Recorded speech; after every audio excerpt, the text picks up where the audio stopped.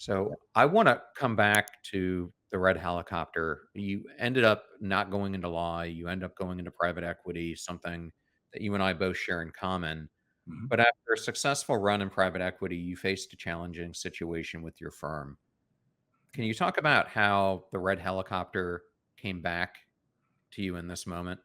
Yeah, thanks for asking that question. That's actually the most pivotal point in my professional and personal life. People sometimes think it was what I did at Ashley Stewart or what I'm doing now. It was actually not. It was that moment. I was 37 years old.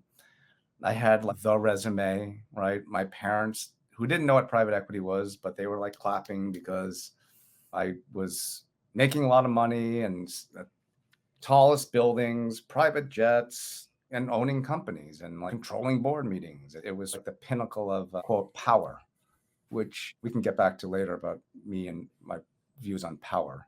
I had a choice. So it was a small partnership, and there was this guy that I was really good friends with, and I was in his wedding party. And the partnership decided that he was no longer welcome in the partnership, which happens.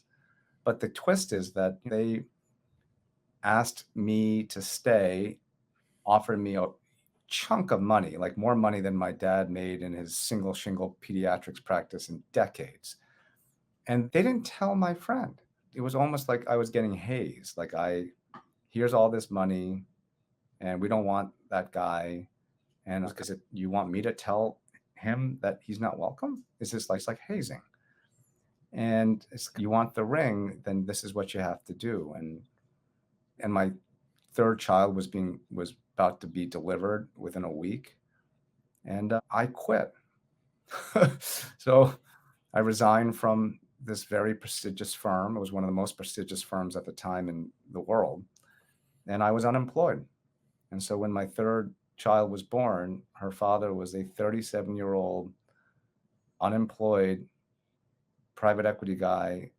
That was that. I just couldn't do it. I couldn't take, and I'm a big meritocrat. It's like there's no one's ever accused me of not being, I create performance environments, like the things I generally am associated with. They quote win, but I think moreover, they win in the right way. And this didn't feel like winning in the right way. And I remember saying to them, I'm like, am I better than him? Maybe.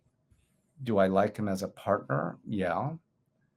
And by the way, I used to make 12,000 bucks teaching high school. You really think you can buy me? And that's it. And I quit.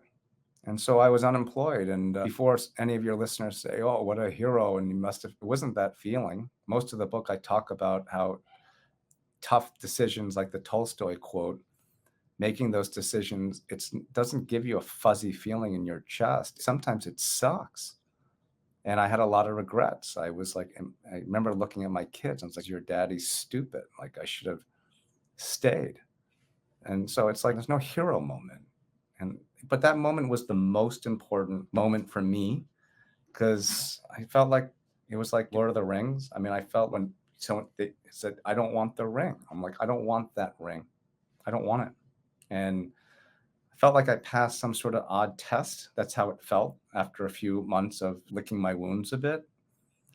And I felt more like I was getting back onto the path of being myself, right? Just the public school kid and who likes to achieve, but it wasn't to achieve for dominance or to be the richest guy. And like it's achieving because it's awesome to try to get the right answers and work with people, right? To figure out the truth, solve a problem, to help people. And then if you help people and you solve a problem, if making money and having financial wealth as part of that's awesome. That should be.